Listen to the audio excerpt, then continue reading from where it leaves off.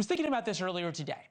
In a bizarre twist of events, an American president is winning big on the battlefield, that is unquestionably true, and losing at home from a strategic standpoint. Epic fury right now will go down as one of the great military achievements in American history. 100 years from now, cadets at West Point and the plebes at Annapolis will learn about the battle tactics and the intelligent coups. It's up there with the D-Day invasion, the Battle of Midway, Gettysburg, the First Gulf War. And the Trump administration rightfully knows that. We're doing very well on the war front, to put it mildly, I would say. Somebody said, on a scale of 10, where would you rate it? I said about a 15. In under a week, the two most powerful air forces in the world will have complete control of Iranian skies, uncontested airspace. We are destroying the Iranian Navy, degrading its capacity, capability, and ability to conduct operations, not just in the Central Command AOR, but as the Secretary showed in the video, around the world. What this military, what the U.S. military and the Israeli military has accomplished in such a short period of time is nothing short of extraordinary. And anybody who would root against them is, well, there's a word for that. I'll start with confused. You can take it from there. U.S. airstrikes have reduced Iranian drone launches by 73%, ballistic missile launches by 86%. More than 2,000 strikes with over 2,000 precision munitions launched from air, land, and sea, and not a single American jet shot down by Iranian fire. The war to free Iran is going better than anybody could have expected or predicted. The public relations war at home is a disaster. Consider this.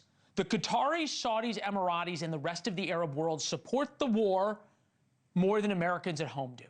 Take a look at the latest batch of polling. The most favorable to the president on Iran so far still shows an even split among the American people, 50-50. So we've killed the Ayatollah, crippled a regime that has killed thousands of Americans, united the Arab world behind us, and it's only a 50-50 issue in America. Sure, the PR war is a disaster, but winning solves a lot of problems, and two things are going to decide if President Trump wins the long game. Number one, you're going to hear about this a lot in the coming days, the Strait of Hormuz. It is the tiny little sea lane between Iran and Dubai that carries 20% of the world's oil every day. In fact, we have a map of it right over here. I'm going to get to Frank to swing over. This is about 20 miles. And all of this ring is what the Iranians set up to be able to sink ships going through the Strait of Hormuz and shut down the world's economy. Iran closed it by threatening attacks, and the insurance companies got spooked. So they said, we're not going to insure any ships, therefore all the traffic stopped. Qatar's natural gas production that's down here, that all completely shut down.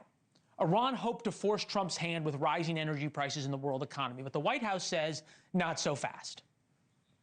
This is, again, something they're monitoring, and if and when necessary, the United States Navy will provide assistance to escort oil tankers through the Strait. And that's going to be the big question, right? Donald Trump says America will insure the tankers, so provide the economic insurance and provide a naval escort.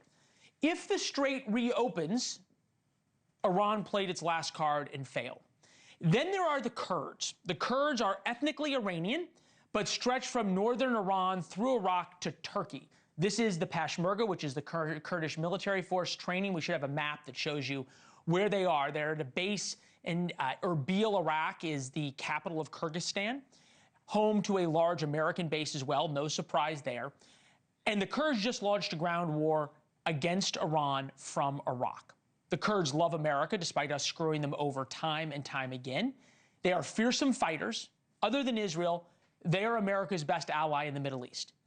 If they can effectively act as our boots on the ground, then the ground war, 522 miles from Erbil into Tehran, this is predominantly Kurdish. This is the area the Kurds are moving into. Erbil is where they can be resupplied from.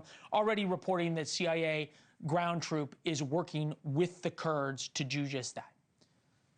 If the Kurds begin to help Iran rise up, the PR problem will solve itself. Thank you for watching. Subscribe below and download our NewsNation app right now on your phone, and you will get fact-based, unbiased news for all Americans.